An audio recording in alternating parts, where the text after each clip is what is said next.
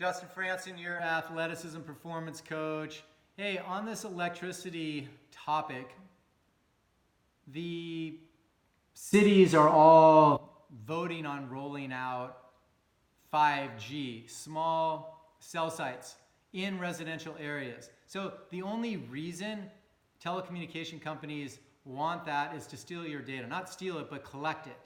So now they can finally have a cell tower right outside of everyone's home. And they can finally use the 4G to connect to the data in your home, and then use the 5G to stream the data. And they're gonna make trillions of dollars off of you while you can't sleep. Oh yeah, that's great. Thanks guys. This is so cool. I get faster connectivity while I'm sleeping. Yeah, that's not gonna work. Okay, so we need to vote no on 4G, 5G. Now, if you're walking down the street, or driving down the street for that matter, Corona Del Mar, Newport Beach, California, there are very few cars on the street after 11 p.m. This whole town shuts down. It's super early, healthy town. They go to bed early, they wake up early. You know, that's how this town revs. So when they put, or if, I say when because it's kind of happening whether we like it or not, but hopefully this will slow it down. Assuming they put these 4, 5G small cell sites everywhere that are proposed, I mean the whole city looks like a Christmas tree with dots everywhere. It's disgusting. It's just pure radiation at unprecedented levels in our entire city that we've never ever seen before. But assuming they put that up, now during the day there's 50,000 car count driving by all day long. Like these small cell sites are working overtime. They're communicating for 50,000 different cellular devices to connect them and doing their stuff. But at night, when there's one car driving down the road, guess what? All that 5G that normally covers 50,000 people, it goes into a phased array laser beam, and boom, it goes right at you. Pretty crazy stuff, huh? But that's how it works. But you know what? Hey, we're okay with it. The city wants it. The FCC says it's okay for you. So we're just gonna allow it and fold. Hey, wake up, Orange County. Wake up, world. You guys, this stuff is weaponry. They use it in our microwaves to oscillate the cells. They move, then the temperature increases. That's what they're doing. Now, our temperature will increase if we're near it long enough. Definitely within a few minutes it'll go up. But we're just driving by, so they're like, oh, it's okay, you're good. No, it's not. It causes tremendous cognitive challenges. So, the first of which, cognitive-wise, well, what are you going to see? You're going to see focus, memory, behavior, anxiety, stress, fatigue, headaches.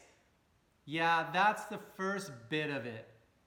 It's literally, as they showed on 60 Minutes, the Havana cohort, the attack of microwave radiation is like a non-trauma concussion injury. It's similar to that.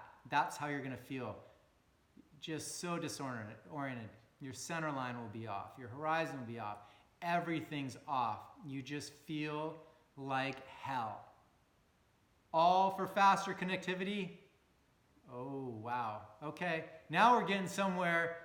So, you guys, this is something we don't want in our cities at all. All right, and if we do have to have them, because we're getting strong-armed by the FCC, and we have all these captured industries, and even our city council members who were voted in to vote for us are still captured and having to vote yes on this stuff. At least we can set up some parameters. At least we can say, hey, put this stuff on adaptive power mode. When our cell phone's off, it's not like all on board. It pings, it receives, but it's not like a router going nonstop. But these cell towers will, okay? These small cell sites will not stop. They don't sleep. They don't allow you to sleep. All right, this stuff is absolutely daunting for your health. All right, the tremendous impact on this when you're sleeping is what's going to destroy our health, because you're not going to be able to sleep. You're going to go into what we call a twilight sleep, and it's just going to keep you awake. So we need to have adaptive power control mechanisms put on all the cell sites so that when there's not many people using it, okay, it kind of powers down, and then as more people uses it, it powers up.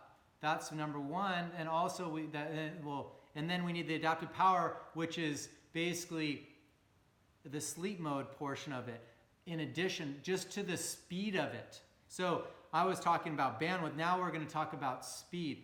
We need to slow that speed down, go to 3, and so can be connections, but until we get X amount of people using it, then it jumps up to full speed ahead. Because there's not many people in a residential area that need to be going crazy all night long. All right, that's not a high demand. That's not a necessity. Our necessity is to sleep and heal. And I feel our cities should mandate that. They should be in control of this. Now, we're going to get really procedural on every step and making sure that the distance is far enough. And you guys, there's paint, there's tint. We have our emfrocks.com, our grounding bags. And those are unbelievable solutions to repel this stuff. You can take the grounding bags with you, so when you're driving down the road, because those lasers are going to go right in through your windshield. They're going to go right to the phone. And if your car gets in front of another car that has 5G on their phone, you're getting zapped. They're going to go right through you.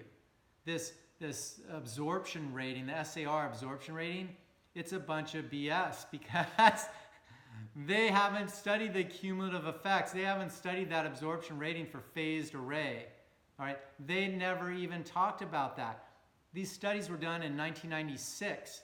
Okay, this stuff, to fine tune it, wasn't rolled out at that time. And the technologies, they were available, but we hadn't rolled out.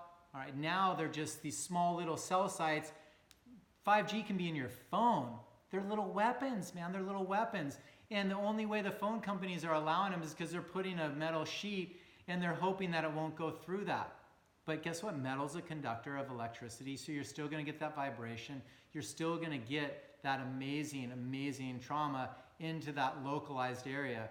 So, and if you have earbuds in, you have antennas in your inner ear. Oh, that's brilliant.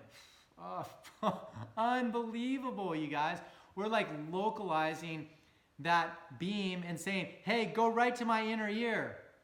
Hey, go right to that cell phone that's in my bra or in my pant leg right next to my privates.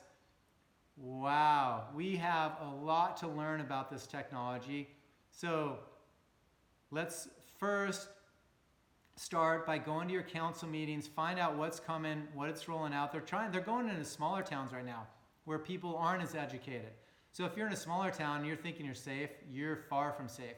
They're just blanketing it. It's kind of like the whole fracking deal. They just went in and pumped stuff out and killed your water, killed your air, took over land, and now everyone's sick and displaced. And yeah, that wasn't a good scenario. And then the smart meters came, and then now they're allowing you to change them because they know they'll get the hell screwed out of them or sued out of them. Excuse me. Because they know it's the biggest privacy invasion in the history of privacy, because they know when you're using what device at every second of the day, because it's a two-way router that reads all your gas and electric usage and then it pings it back to the station. Such a privacy invasion. All that stuff. And those smart meters will turn into mini 5G cell sites on your home. So you're going to have them on your home. You guys, fiber optic, faster, safer, more reliable. Hardwire your homes. New homes, don't make them smart homes. Make them aware homes. All right? Hardwire. Get the hardwires back in there. Wire them down around, not at the head of your bed. Have outlets away. Wire the outlets dead.